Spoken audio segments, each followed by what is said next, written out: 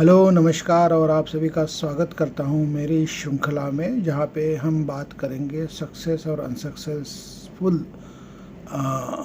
की एक श्रृंखला, जहां पे वो शख्सियत जिनको बहुत ही प्रसिद्धि मिली और ऐसी शख्सियत जिनको उनके मुकाबले कम प्रसिद्धि मिली या कम शोहरत हासिल हुआ। तो शुरू करते हैं आज का ये एपिसोड और बात करूंगा मैं हिंदुस्तान की ऐसी दो महिला लिटरेचर शख्सियत से, ऑथर से, जिनका अपने आप में एक मकाम उन्होंने अपने क्षेत्र में हासिल किया और प्रसिद्धि भी हासिल की। लेकिन कंपैरेटिवली बात करूं तो एक को बहुत ज़्यादा प्रसिद्धि मिली जिसकी वो हकदार भी थी, और एक को उनके मुताबिक कम प्रसिद्धि मिली। लेकिन जहाँ तक कि मेरी एनालिसिस है और स्टडी है, मुझे लगता है कि दोनों बराबर की हकदार थी उतने ही ऊंचे दर्जे की प्रसिद्धि के लिए या शोहरत के लिए। लेकिन एक को बहुत ज़्यादा मिलती है और एक को उनसे कंपैरेटिवली कम मिलती है। और ऐसी वो दो शख्सियत जो है, उनमें से मैं शुरू करूंगा जो शख्सियत जिन्हें बहुत ज़्यादा प्रसिद्धि मिली और वो बहुत ही काबिल लेखिका थी। नाम है अमृता प्रीतम। अमृता प्रीतम के बारे में जब मैं बात करूं या कोई भी शख्स बात करे तो अमृता प्रीतम एक बहुत ही जाना माना, पहचाना, सुना गया या उनके बारे में चर्चा की गई ऐसी बहुत सारी कहानियाँ हैं, लिटरेचर भी है उसके ऊपर, थिएटर भी है और बहुत सारी चीज़ें अवेलेबल है, जहाँ पे अमृता प्रीतम के बारे में कुछ नया सा बताने की मुझे कोई ज़रूरत है नहीं। लेकिन फिर भी अमृता प्रीतम बचपन से ही एक होनहार लेखिका थी।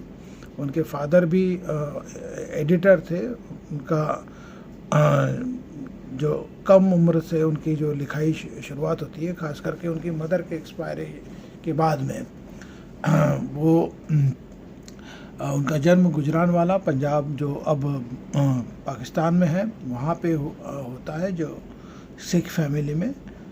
और शादी उनकी प्रीतम सिंह से होती है, इसलिए उनका नाम जो है प्रीतम, सरनेम प्रीतम पड़ा, अमृता प्रीतम। और हालांकि जन्म से उनका नाम था अमृता कौर।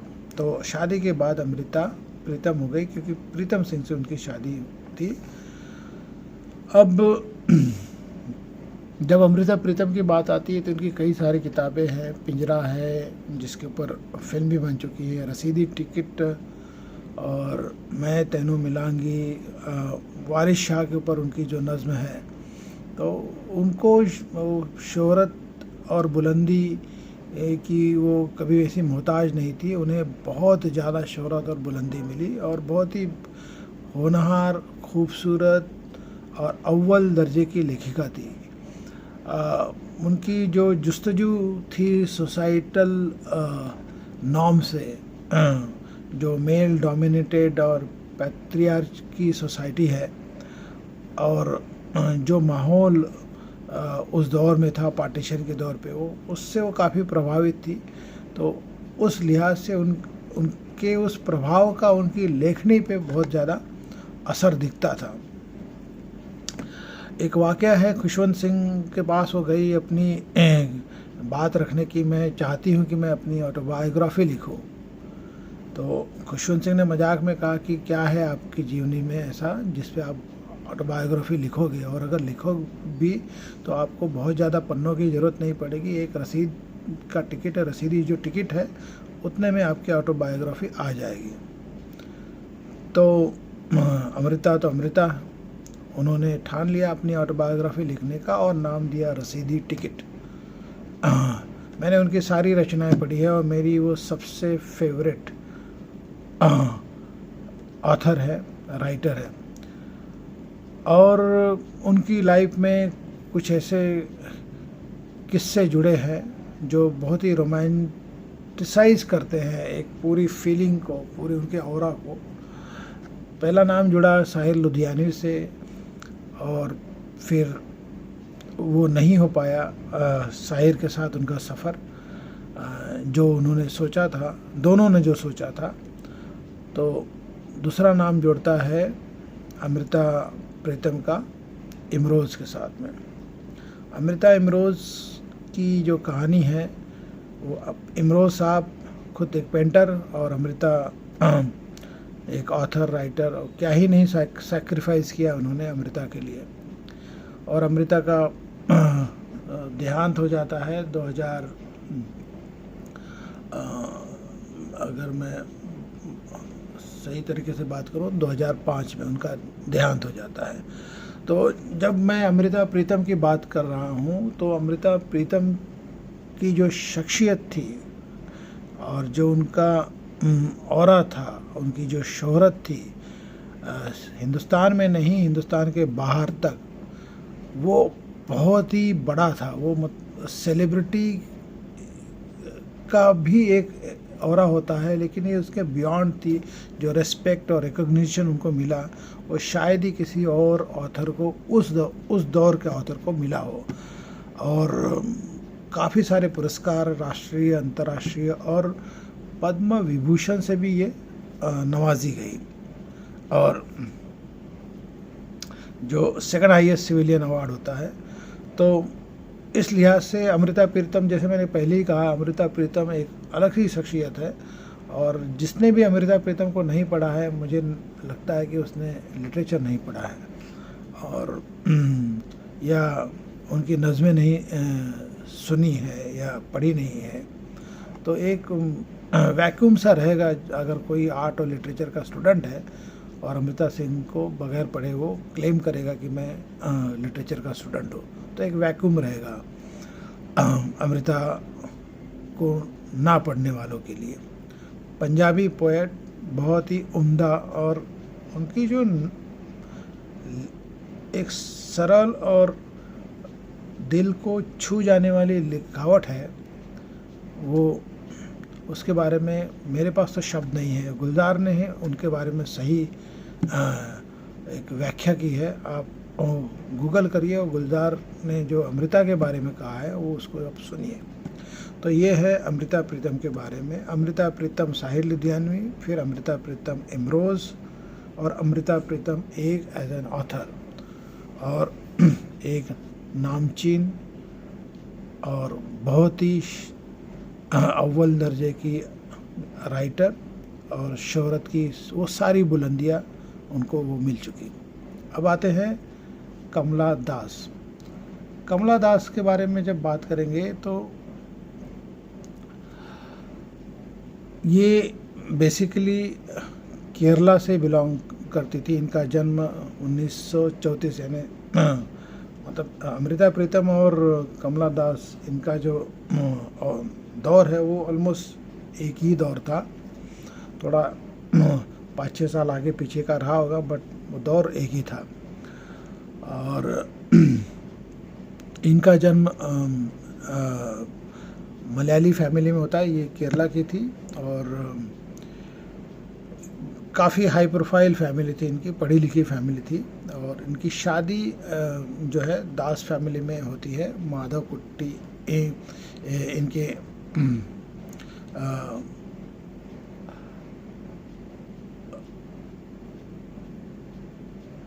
माधव कुट्टी इनका जो है पेन नेम है। बाद में इनकी शादी दास करके कम शख्सियत से होती है, तो इसलिए इनका सरनेम जो है कमला दास हो जाता है।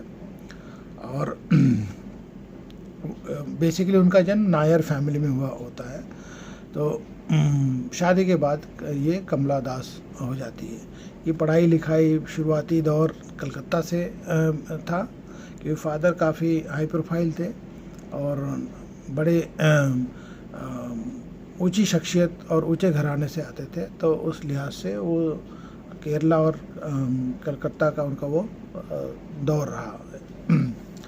फिर 15 साल की उम्र में एक बैंक ऑफिसर के माधव दास के साथ उनकी जो शादी होती है और फिर इनका लिटरेचर करियर शुरू होता है। लिटरेचर करियर में इन्होंने कई सारी किताबें लिखी, कई सारी पोइट्रीज़ लिखी और इनका भी एक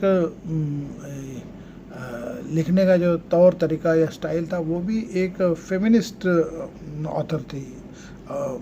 जो इनकी पोएट्री या लिखावट होती थी उसमें वो मीन्स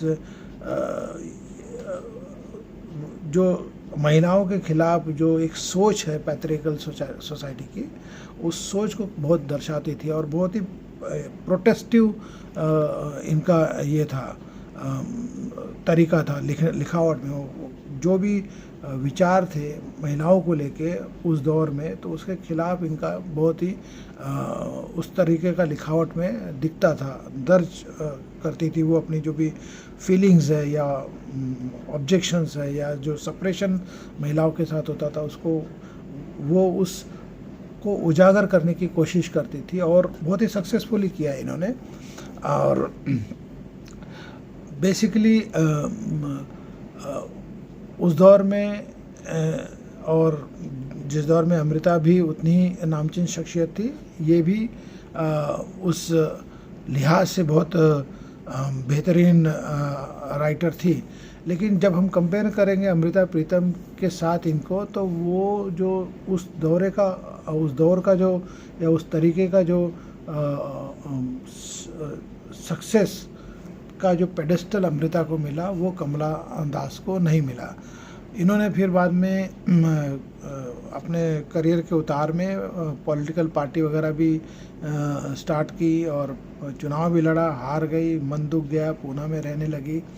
और इनके पति के देहांत के बाद में 1992 में इनके पति का देहांत होता है और उनके बाद में ये दूसरी शादी भी करती है। जब दूसरी शादी करती है तो वो एक मुस्लिम शख्सियत से करती है जो बेसिकली एरिस्टोक्रेटिक मेनन फैमिली से आते हैं और फिर जो रॉयल एंसेस्ट्री होती है और फिर वो अपने आप को इस्लाम में कन्वर्ट करती है 1999 में।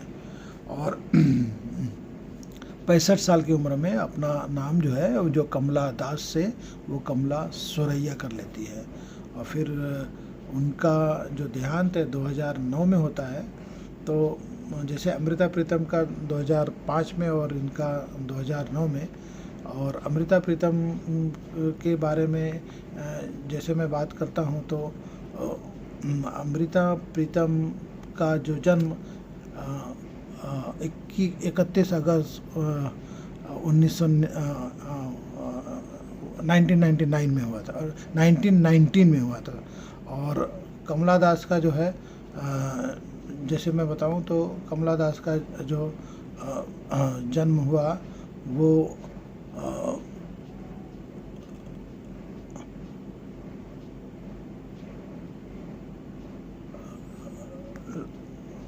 एक मिनट, कमला दास का जन्म और कमला दास का जो जन्म है वो 1934 में हुआ। तो थोड़ा सा पॉज में कुछ चीज़ें हैं, रिसर्च का मटेरियल सामने रखा है, ढूंढने में थोड़ा देर हुआ। तो 1934 और 1919, लेकिन जो प्रोफेशनल करियर का दौर है अमृता प्रीतम और कमला दास का वो ऑलमोस्ट एक ही समय का है। लेकिन जो शोहरत और बुलंदियां हैं ज़िंदगी में, प्रोफेशनल करियर में, वो अमृता प्रीतम का डेफिनेटली कमला दास से ज़्यादा रहा। हालांकि दोनों बेहतरीन ऑथर थी या राइटर थी। तो इस लिहाज से ये वीडियो आज के लिए इतना ही, और फिर मिलूँगा अगली शख्सियत के बारे में बात करते हुए। Thank you, have a nice day.